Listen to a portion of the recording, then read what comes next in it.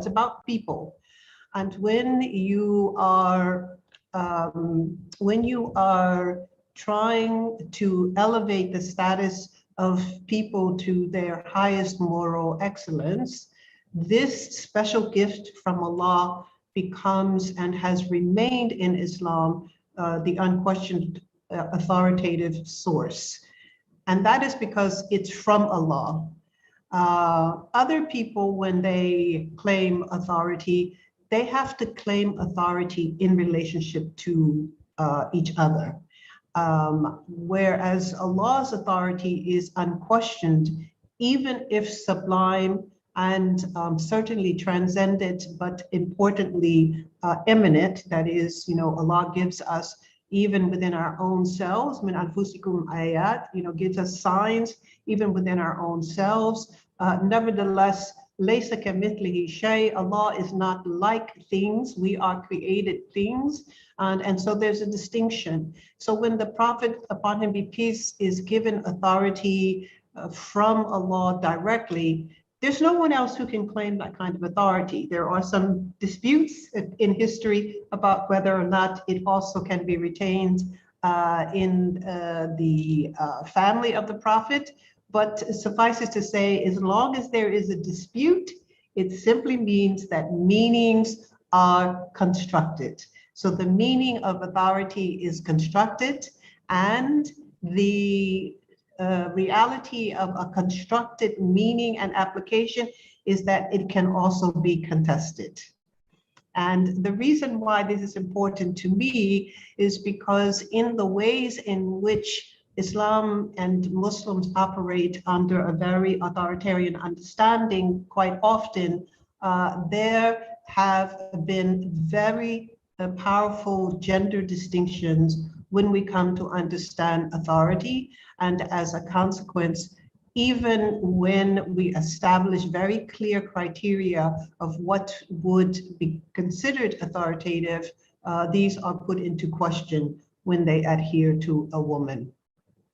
So when the Prophet dies, upon him be peace, we come into, as you know, one of our first disputes over the meaning of authority, not only who has authority, but how much of the authority can they have?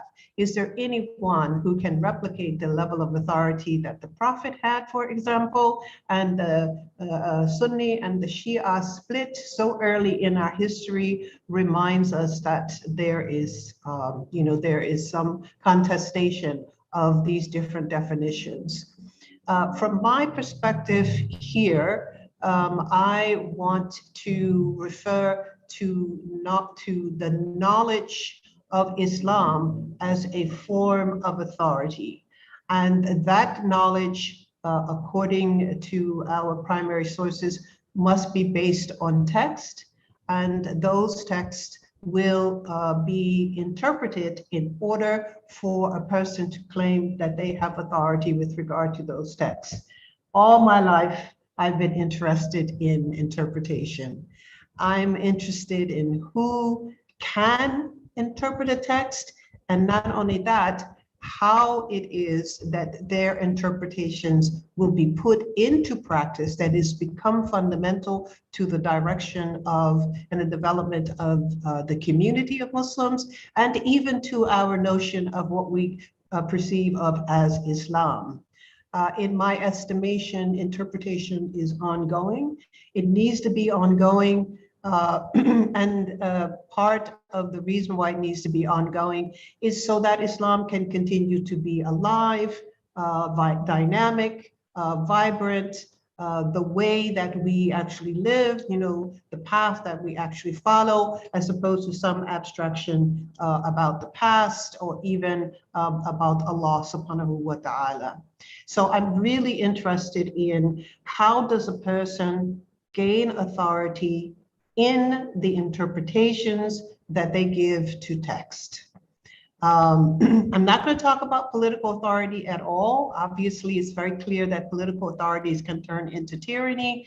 So let's just focus a little bit about knowledge authority. Who is the one who knows? What is it that they know, and why is it important? Whenever we say knowledge, we need to understand that what we're talking about is truth. If you know something and it is false, that's not really knowledge. That's misinformation. That's delusion. I can say, for example, I am the most beautiful woman in the world. It's not true. And so in a way, when I say it, I cannot claim any authority in saying it. So the question of who knows and who has knowledge in the context of Islam is again referred back to the text and to the process of interpretation of those texts, because Islam is a way of life. It is a way that we're supposed to live. So it's not just bytes and bits of information in your head. It is the way in which you actually establish praxis. So whose interpretation can be used to implement the way of life in the context of Islam is an important consideration of who can claim authority. The idea of interpretation, I've already said, is something that I believe should stay alive, and therefore interpretations change. And because interpretations change, one of the features that we have to consider is what is the parameter of interpretation? Is it limited by gender? Is it limited by age? Is it limited by culture or historical context? There's some people who say, for example, well, you can't be an authority if you don't know Arabic. Well, you can be an authority of certain things, and this is something I want you to consider as we go along. Certainly, in order to interpret the primary text of Islam, Arabic is a necessary tool, but there are other ways to gain knowledge. There's other ways to acquire truth. And more importantly, there are more kinds of truth that need to be put into implementation. So when we accept a person's interpretation, we give that person authority. And hopefully we do this without coercion, but voluntarily, because otherwise it's dogma. Belief must be allowed to flow freely. And the idea that we defer our understanding and belief of Islam to someone else can become very problematic. And one of the reasons why it becomes problematic is that we tend to rely on these persons beyond the extent to which they have actually confirmed their expertise or their competence. I used to say, if you go to the foot doctor, the podiatrist, and you have a question about your eyes, even though the foot doctor has expertise, they are not the ones that you confer with regard to your eyes. There are ophthalmologists and optometrists, so there are eye specialists. And Islamic thought is a bit like that, in that we have probably, in my estimation, one of the most rich intellectual traditions affiliated with religion, and it's still growing, it's still progressing, it's still changing. And so there is such a vast wealth of knowledge and knowledge production, but not everyone will, and I don't think necessarily has to, become an expert in everything or even a specific thing. For example, I made my choice to focus on the Quran because of my deep love of the Quran. And yet I'm often asked questions about fiqh. So I try to say, look, I'm a foot doctor. I can't tell you very much about your eyes. I can tell you the relationship of the Quran to the development of fiqh or jurisprudence, but that's not my area of expertise. And sometimes when you choose an area of expertise from this vast wealth of knowledge that is Islam, this beautiful wealth of knowledge that is Islamic thought, people say you're against something else. So people say, oh, you're anti-hadith. I'm not anti-hadith. I just didn't choose hadith as my area of specialization. I chose the area that I love the most, which is the Quran. So, I just want you to give an understanding that, first of all, there is a vast and diverse wealth of knowledge developed in Islamic history and continuing to be developed even in our current time, and that even though we have what we would call knowledge experts who are given authority, we should not ignore that we still have a responsibility to develop our own knowledge and also to question those things that do not allow us to develop our best personal practice and devotion to Allah. And I want to say a little bit about knowledge production in the context of Islam and Islamic thought, based on what I'm calling 4 levels of knowing. These have been developed in concert with interviewing knowers, that is, other human beings who know things. And there is a spectrum that develops over time and sometimes develops in specific areas. First is the received knower, or the received level of knowledge. And the received knower is very common because we live in a received knowledge tradition. The Prophet ﷺ received revelation from Allah. He was commanded with that receipt to also give that knowledge to others, risala, to announce it to others. There are others, according to the Quran, who also received wahi from Allah. For example, Mary, the mother of Isa, received wahi. The mother of Moses received wahi, but they were not commanded to give their knowledge to the community at large and for all history and posterity. So there is a distinction in terms of the, excuse me, of the gift from Allah. So you receive knowledge means that all of the expertise is outside yourself. The best that you can do is to choose between different experts. Now keep that in mind, because this is so central in Islam and Islamic thought that sometimes individual Muslims don't move beyond the received stage. They only wait for someone else to tell them what is truth, what is the best truth, what is the best practice, what is the best way to understand, and even what is the best way to practice what we have understood. But there is also the idea that the individual, that Islam is also focused on individual salvation, that each and every Muslim has a direct relationship with Allah, and each and every one of us has a capacity to worship directly to Allah. We don't have to go to the priest in the church and get permission in order to participate. We get to do it individually. And subjective knowledge is when sometimes there is an incongruence between what someone is telling you and what you are experiencing. So say, for example, I have a lovely plant in my garden and I water it the same way I water the other plants.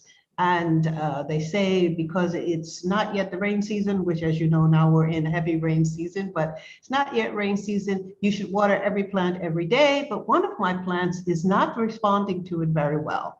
It seems to me subjectively that maybe I don't need to give so much water to that plant. So I'm going to go with my subjective perspective, and I'm going to water every other day or every 3 days just to see whether or not it makes a difference. In the context of, sacred knowledge, like from our sacred text and from the Sunnah and the Hadith of the Prophet, subjective knowledge is when we as individuals are working our way through the knowledge that is received, not because of just questions of belief in the authority of the Quran or of the Prophet, etc., but because the way in which the knowledge is transmitted to us doesn't resonate with our capacity to strengthen our belief. And subjective knowledge is an important part of developing your khilafah, your agency before Allah, where you take responsibility for the ways in which you respond to this vast wealth of knowledge. Procedural knowledge is when you develop a clear and coherent methodology in order to develop greater knowing. So if I start watering that plant every 3 days and it starts to thrive, then I will have a formula. I will say this plant benefits from water every 3 days. The other plants may benefit every day, but this plant develops only on the basis of a clear method of care, and that method for the moment is every 3 days. It's a procedure. And when you apply this to abstract knowledge, of course, the whole field of hermeneutics, the whole process of the interpretations of text and the ways in which these interpretations have many, many nuances becomes very clear, and you can challenge someone else's procedure, water plants every day. You can challenge their procedure based on the results of your own procedure. The last level that I want to talk about is the production of knowledge. When I came to learn about this, I was actually reading a book called Women's Ways of Knowing. The idea that knowledge is a thing that occurs as a result of not only what we receive, but how we experience it subjectively and what we then develop in order to help the knowledge to grow. This is important in the area of gender because the Muslim women's movement, something I've been involved in literally by next week, I will be in my 50th year, 50, as a Muslim by choice, all of it as an adult and all of it pursuing knowledge and then using that knowledge towards justice, equality, and dignity. So the women's movement in Islam is one of the places where the production of new knowledge has brought an important procedural challenge. And that challenge has been gender as a category of thought. The classical period included women and men, and yet the experience of knowledge development was overwhelmingly disproportionate, a privilege of men. When you still have to, make your way of living before the modern technologies and industries that we know about, the domestic sphere consumed a great deal of the energy of women. So the opportunity to sit in circles was less, not impossible, and certainly we have many examples, was less. And the consequence came when the foundational ways of thinking about Islam were predominantly led by men, and men disproportionately privileged themselves. They made themselves to have authority when authority really should be belonging to all of us. And so the matter of looking at the gender dynamics within even classical thought, in my case, I do it with regard to Quranic tafsir, has been one of the most important developments in the 21st century for the development of new knowledge in Islam. The main reference point that I did for my paper was a book by Khalid Abu Fadl called Speaking in the Name of Allah. I love the title because what it means is that when you speak about truth in Islam, you are claiming to have authority to represent Allah. And since Allah has been so generous and has given us so many gifts, so many ayah, not only the ayah of the Quran, but also ayah, in nature, in plants, and in ourselves, in our own bodies, we want to live our lives in a deen, the straight way, the path of Allah. So when we claim authority, we are claiming authority actually in Allah's name or on behalf of our belief in Allah. Khalid Abu Fadl says that knowledge authority in the Islamic system is egalitarian and diverse. I would contest that because even though, according to the rules abstractly, for example, the Prophet ﷺ said, طلبة العلم فريضة على كل مسلم ومسلمة. Seeking knowledge is obligatory upon every Muslim male and Muslim female. There was a disparity of the voices of women that came to us from the classical period, and patriarchy became encoded in the way in which knowledge was developed, as well as in the authority to develop knowledge. So as I said earlier, even though within this Islamic system, certain very strict criteria were developed to determine who it is that can have authority, these come into question when they are fulfilled by a woman. So how is authority acquired? How does it operate? And what does it mean? I am interested in returning authority to everyone who believes in order to participate equally in the development of power and privilege, because the idea that you would have an authority, but that authority would not have your best interest, that is the interest in you developing your own capacity as al-insan al-kamil, the perfected human being, which is a product, again, of patriarchy, where men have privileged themselves to the extent where even when women have more knowledge than them, they assume that they are qawamun ala, that they are in charge of. One of the ways in which this is demonstrated is in a procedure of using lived reality as a method of knowledge production and therefore of interpretation and authority. And it's very simple. Everyone agrees on the quotation from Ibn Qayyum al-Jawziyah, who says that the maqasid, or the purpose of Sharia or Islamic law, in this case he means the divine law and not fiqh, the human understanding of that law, that every aspect of it is towards the goal or maqasid of justice. However, justice cannot be defined only from the outside. Justice must also be defined from inside. So if women experience injustice, it is not the job of an authority to come along and say, well, that's Islam, sister, there's nothing you can do about it. No, actually, their lived realities become a means for measuring the extent to which the justice that's being asserted as a principle or a virtue is actually reaching them.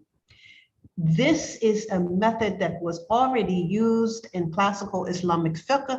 In particular, for example, if the fuqaha, the religious thinkers, wish to establish whether a particular medical procedure was permissible or not permissible in Islam, they would ask the medical experts. So we need the expertise of women.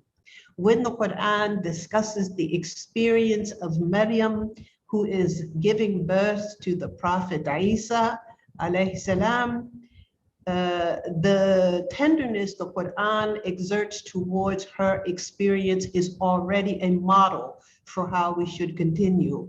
And yet, when only men have interpreted this passage, I think there may be some things that they are missing, because it takes a person who has experienced labor to give you the full extent of this reality. Therefore, we need in conversation the interpretations of women and men to help us to fulfill a broader breadth of the knowledge base, and therefore of the capacity to live as Muslims. Oh, I have two more, so I better hold on. Sorry, go back. In my experiences, for example, as the Lady Imam, I have been told that by doing it, I lose authority, which I think is very interesting, because they mean the sort of male power-based authority, which I have no desire for.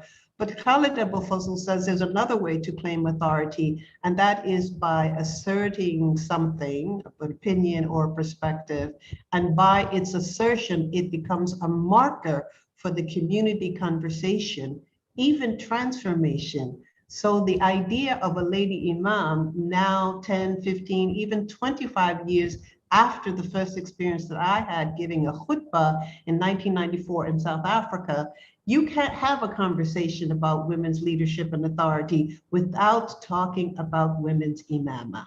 So it has become a marker for the community. It doesn't mean you have to agree with it. It simply means that it is part of the discourse. The other aspect of the Muslim women's movement that I want to end with is the idea that the definition of Islam and what it means to have faith is not something that can be decided outside of a person. And so women have begun to align their efforts for justice, equality, and democracy with their religious and cultural identities. This means that they are the experts that align the reality, the lived reality of Muslim women with the understanding of what it means to know in Islam. And as such, they become the authorities.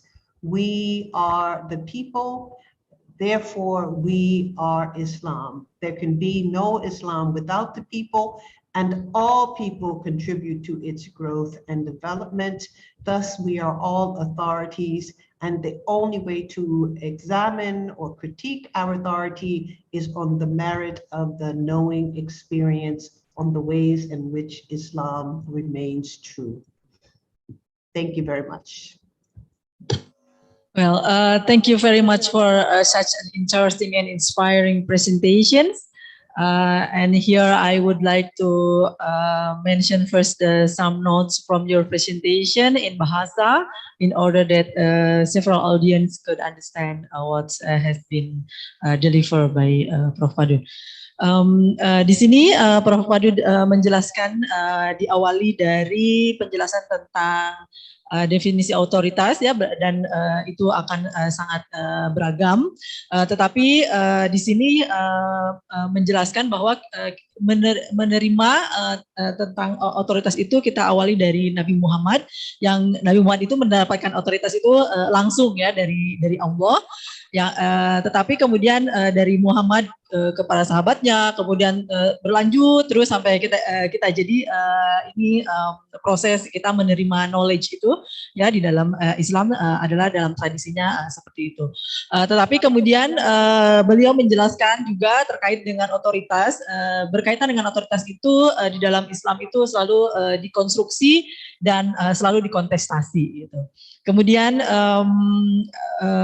di sini kita bicara tentang bagaimana proses menginterpretasikan terkait dengan knowledge tadi di dalam atau pengetahuan di dalam Islam ya, dan bagaimana concernnya Prof. Wadud itu adalah dalam interpretasi yang dia pilih ya, interpretasi terhadap Al-Quran dan bagaimana cara mengaplikasikan dari proseduralnya gitu ya. Dan kemudian ada beberapa aspek yang perlu diperhatikan ketika bicara tentang interpretasi di dalam tradisi Islam. Pertama tentang pemilihan siapa yang kemudian interpretasinya siapa yang kemudian bisa kita pergunakan gitu dan kemudian bisa kita pakai gitu, karena tadi menginterpretasikan teks itu akan sangat terkait dan dipengaruhi oleh tadi gender, usia, budaya.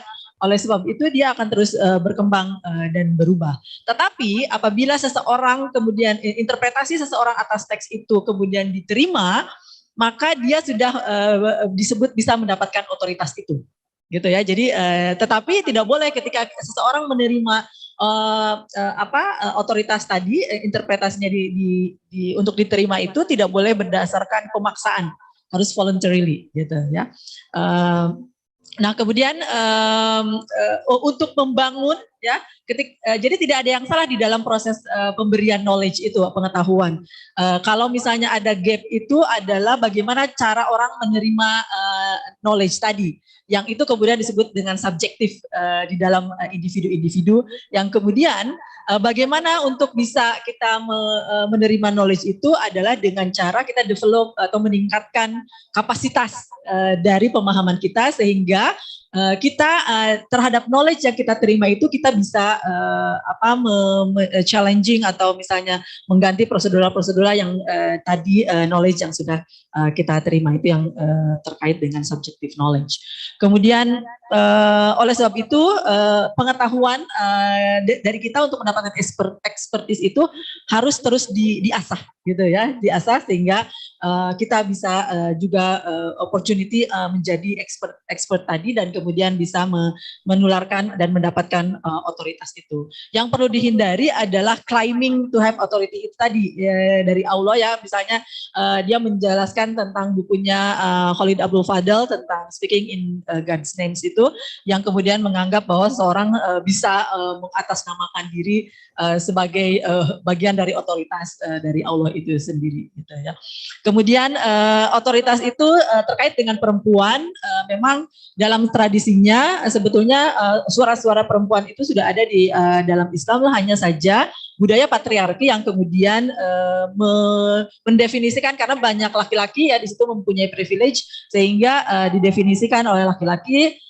Dan di situ kemudian posisi peran perempuan menjadi tidak terlihat. Oleh sebab itu ketika bicara tentang justice ya, beliau juga mengutip tentang maqasid syariah yang endingnya itu harus maslahah ya atau justice, tetapi justice itu sendiri harus didefinisikan bukan hanya oleh orang luar tetapi oleh dari dalam inside yang menerimanya. Oleh sebab itu harus berdasarkan tadi life reality itu sebagai cara ya, method of knowledge production-nya itu. Untuk para perempuan sekarang sudah mulai ya meningkatkan expertise-nya supaya mereka punya otoritas ya di dalam produksi knowledge di dalam Islam, supaya equal opportunity ya dalam menyebarkan tentang justice dari teks itu, sehingga otoritas itu karena kalau menurut Prof. Wadud otoritas itu milik semua orang gitu. Tetapi tadi ada cara-cara untuk memperolehnya. Baik, itu untuk sedikit resume dari pemaparan dari Prof. Wadud terkait dengan otoritas di dalam Islam dan kemudian kaitannya dengan perempuan. To all the participants, if you have several questions, we would like to allow, we'll receive the question and answer. I would like to allow the participant directly engage with Professor Wadud to ask questions, but please be brief. Mention your name and your affiliations and direct it to your questions. And then you also can use the chat facility in the chat room to write your question, and I will proceed your question to Prof. Wadud after.